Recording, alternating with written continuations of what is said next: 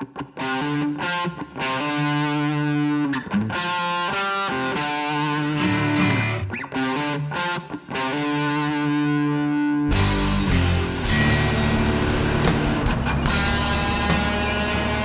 know, here in Salem, Virginia, there's one of the main things that Salem is known for was the Virginia Baptist Children's Home. On this site right here is the Virginia Baptist Children's Home. The sign now says Hopetree Family Services. It's built back in 1890, originally as the Virginia Baptist Orphanage. This is where all the kids would come that were their parents passed or whatever that were orphaned. I spent 11 years here at the Virginia Baptist Children's Home. We're going to show you all the children's home, all the cottages, all the the new stuff that's here. You're going to meet a lot of the people that were here with me. Fred Brownlee, we called him Hillias. You're going to meet Debbie and Jesse Bass. Hopefully you'll get to meet some of the other kids that's coming back for the reunion that's this weekend. And we're all coming back home to see each other as brothers and sisters. Not only that, I'm going to tell you a little bit more about my life here at the Children's Home.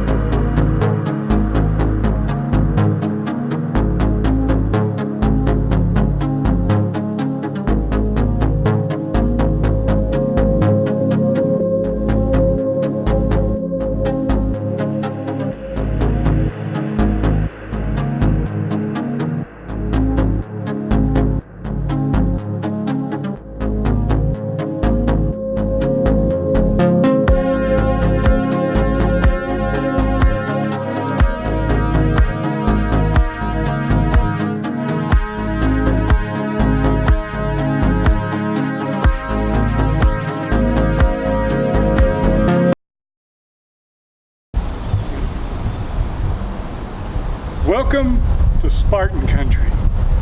This is Salem High School.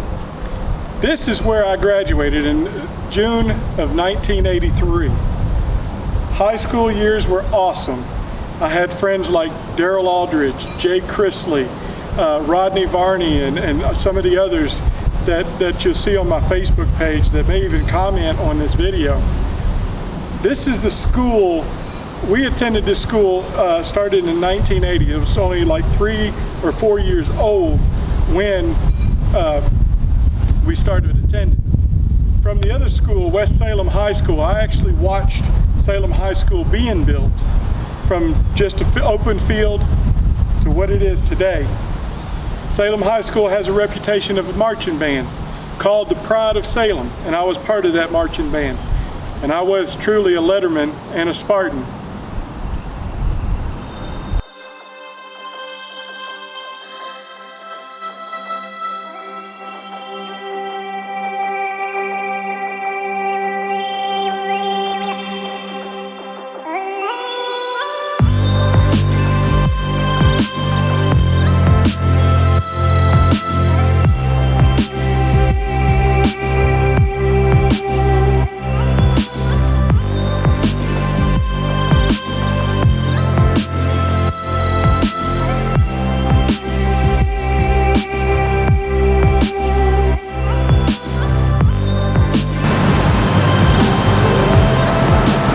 I'm standing in front of a historic high school.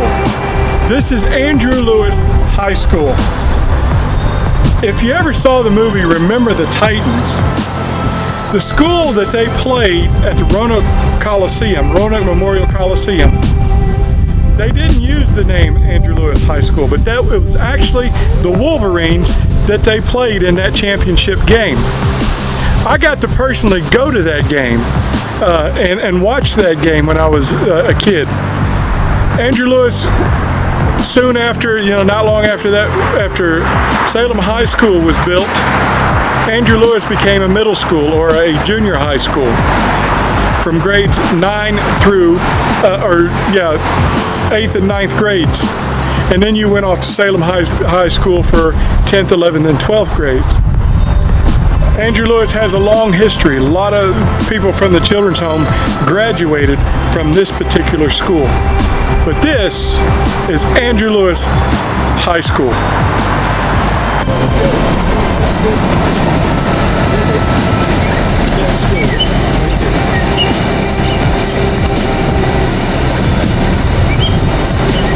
Right there in that little spot, we're still at Andrew Lewis Junior High School. But right there in that spot where the dumpster is, I can tell you a story that happened there. We had a principal there, Mr. Campbell, who liked to come to work somewhat inebriated. And he drove this little Toyota Corolla. So me and some of my friends, Daryl Aldridge and a couple other guys, we got together. Now we played football and we were kind of bulky and everything, so we got the idea, since Mr. Campbell usually couldn't remember what his name was, we picked his car up, which he would park it long ways when he went in. We picked his car up and turned it sideways. And then we watched when he came out after school to leave. He looked at his car and he couldn't figure out how he got his car in there. We thought it was funny. I mean, to this day, I still think it's funny that we actually did that to him. Now, it's a wider spot now, but Mr. Campbell could not figure out how to get his car out of there. So we showed our generosity and we picked the car up and turned it to where he could get out. So I thought that would be a neat story to tell you about here at Andrew Lewis Junior High School.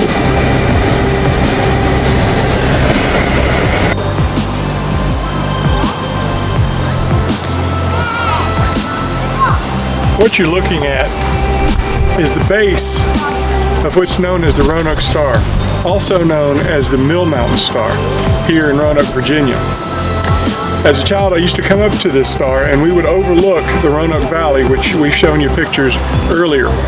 Now the star's not on at the moment, but it should be on here shortly, so you'll be able to see exactly what the star looks like. This star can be seen from miles. Now, if you look that way, you'll see the Salem area, and over this way would be your Bonsack area, and then the airport is directly across from us.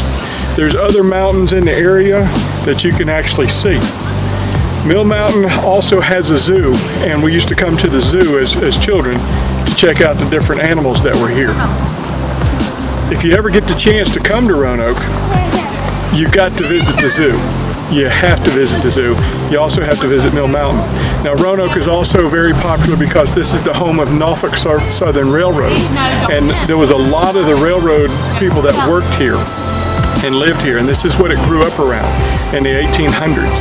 So there's so much history in this area, it's unbelievable. Also, there's the Transportation Museum here in Roanoke. Get a chance, go see it. They have an awesome model of trains that run around in there. So again, this is just another one of those places that I came as a child for you to see and enjoy. Hopefully we'll get to show you the star lit up before we leave. But we're also going to show you what it looks like at the very base, and that's where I'm standing right now.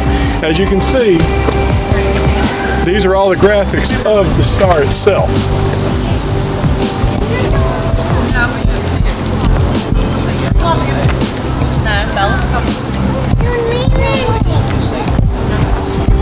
We gotta get a picture.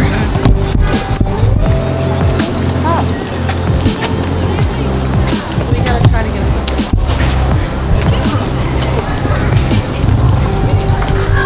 Nana, come back here.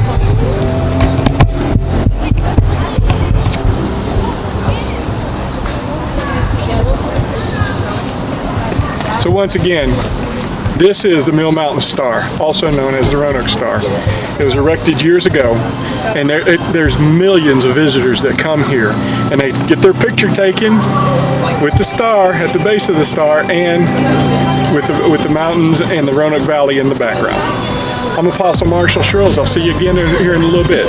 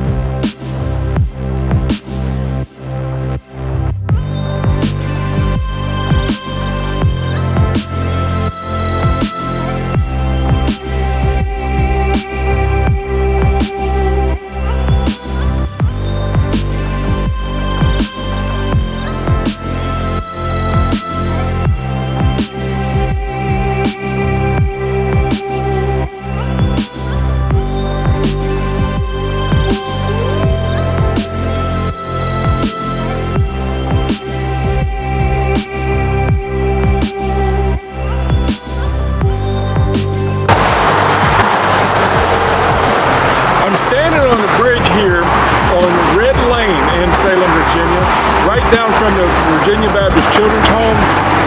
On this bridge, I used to come up here on a regular basis just to look over the bridge and watch the traffic go by. As you can hear, it's still going by at a high rate of speed. But I made a decision while I was here as to what I wanted to do in my future. As a young boy, I wanted to be one of three things.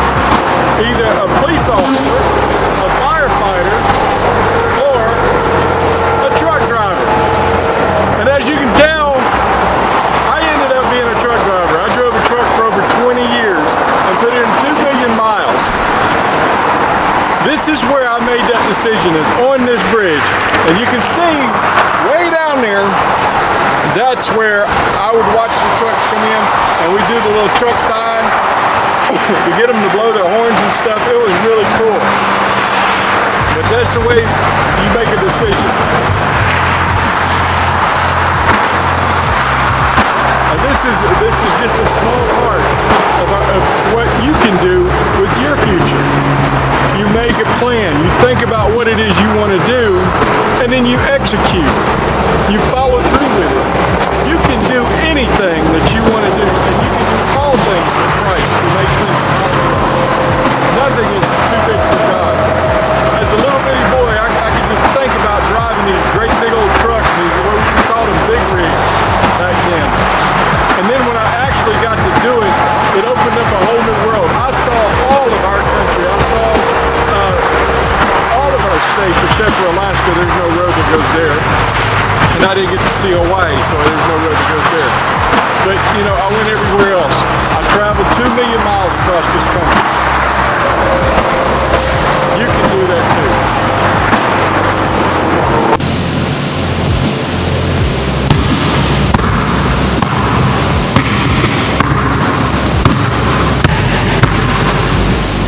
You know, I'm standing here in the Larry Hicks Gymnasium and Athletic Center.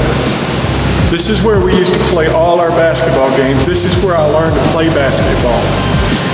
A lot of the people here took a lot of time to teach me how to play. When I was 8 years old, I actually attended a basketball camp that was held by NBA players that actually came to the children's home and took their time for a solid week and teach us how to play basketball. Now, I wasn't very good, to start out with, but I worked all week long to get as good as I could. And at the end, Larry Hicks presented a trophy to me for the most improved player. There's a picture that actually exists of that basketball camp, and you'll see the kids that were involved, and you'll see the NBA players. Just don't make fun of our shorts. But this is where Evans Halstead and Fred Brownlee took their time to work with me when right after I had surgery, and I didn't think I could play sports anymore. They took the time to teach me to play basketball and strengthen me from there. So let's see if I still have what they put in.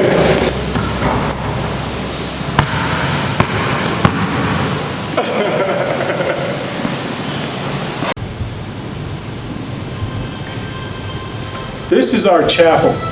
Yes, the Virginia Baptist Children's Home had its very own chapel. We had chapel the first Tuesday of every month. And we would always come in and have some kind of Bible study or whatever. We had vacation Bible school here. We had puppet shows and things like that. I actually preached my very first sermon from this stage. There was a larger pulpit here back then, and I preached for 15 minutes on a subject of judge not, lest ye be judged. And it was very cool. You know, I think I was probably about 14 years old when I did that. I even dressed up in my suit with my tie, and I preached a message. The Children's Home has changed this a little bit since I've left. Of course, the pulpit's no longer here. And, they've added a microphone system and so forth. But they still use this facility for weddings and so forth. Again, this is another one of those great memories that got me started in ministry.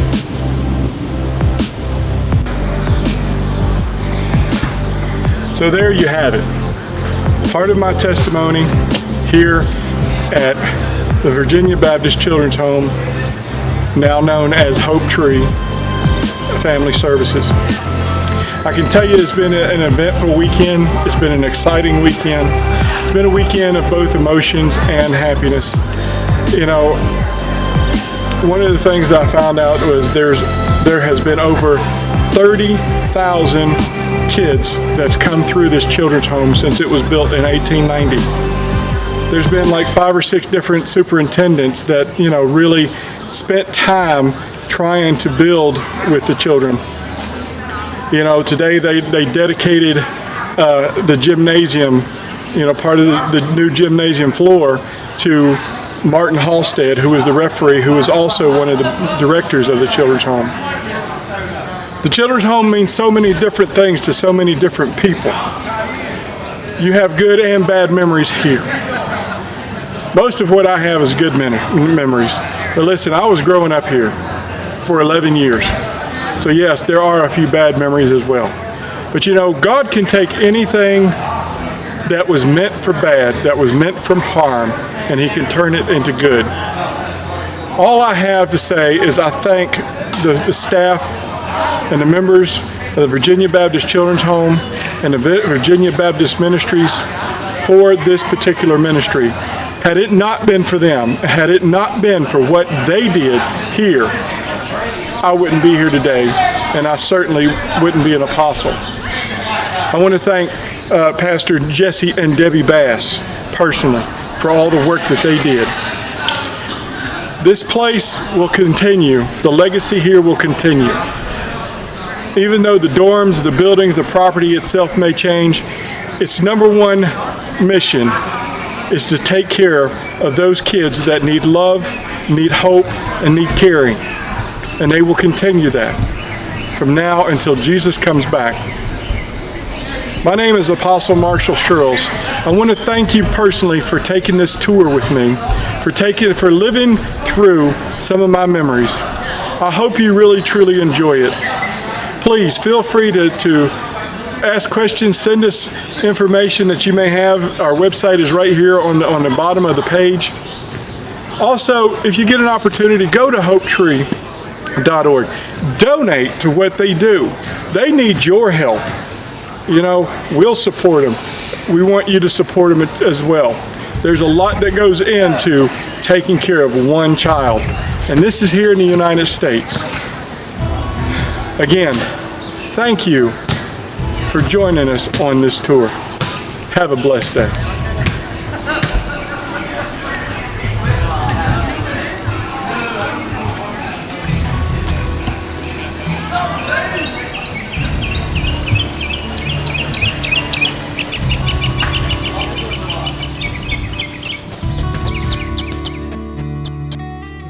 Lie awake in bed, listening to all the voices inside my head, telling me I can't go on.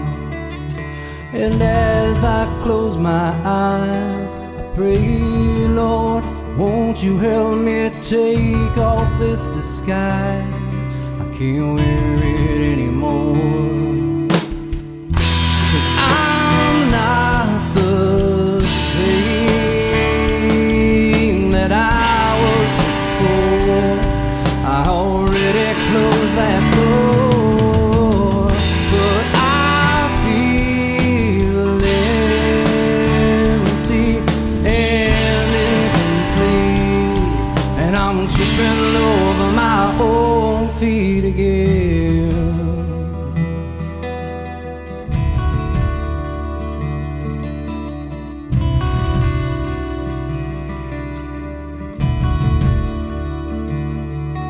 I know we fall away, but I never imagined it would feel this way inside. And deep inside my book, there's a page I've somehow overlooked in my life.